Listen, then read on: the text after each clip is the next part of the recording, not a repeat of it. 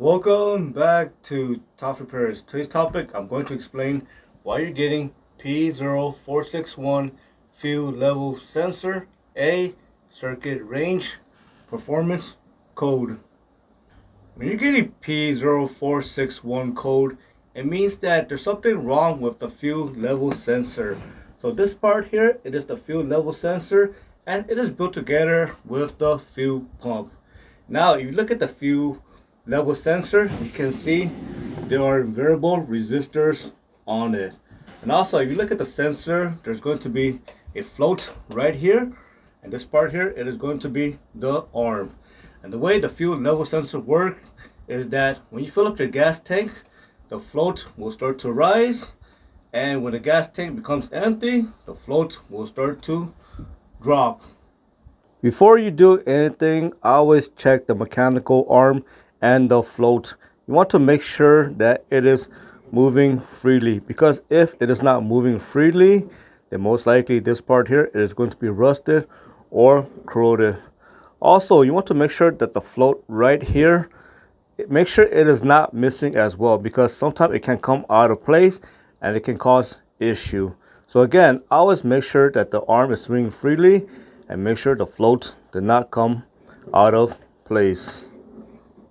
If the arm and float is stuck in one position, again caused by rust or corrosion, it will cause inaccurate reading on the fuel gauge. So again, let's just say if the float is stuck in the middle position, and let's just say you fill up your gas tank, well, since it is stuck in one position, it is going to show that the fuel level is going to be stuck right at the center line. Now I'm going to show you guys how to test for a bad variable resistor. Again, if the variable resistor is rusted or corroded, it will give an inaccurate reading.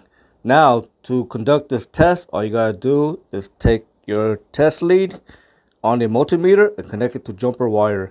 Then take the jumper wire and connect it straight to the fuel level sensor connector area. You could either T-pin it, or you could disconnect the connector and connect it straight to the connector. Now, when the fuel level sensor is at the lowest position, meaning that when the gas tank is empty, the resistance should be high. And when the gas tank is all the way, or the gas level is all the way at max, the resistance should be very low. So now we're going to swing the arm, and you should see that the resistance should start to drop. And also make sure to check for a rapid drop in number, because if the number is dropping way too rapidly, it means that one part of the variable resistor is completely rusted out. So again, the number should drop slowly.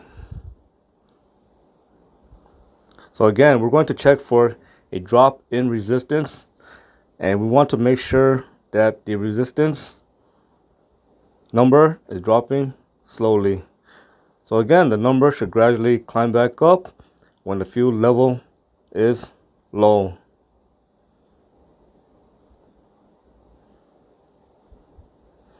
So that's how you test for a bad fuel level sensor. If you're getting this code, most likely you're going to have a faulty fuel level sensor resistor, or a arm or float that is stuck in one position. And of course, if you want to change this part, it's going to depend on the vehicle. Sometimes you have to replace the whole entire fuel pump to change the fuel level sensor. And for some vehicle, you could just remove the fuel level sensor and change that part. I hope you found the lesson useful. As always, thank you for watching, and subscribe to Top 5 Auto Repairs.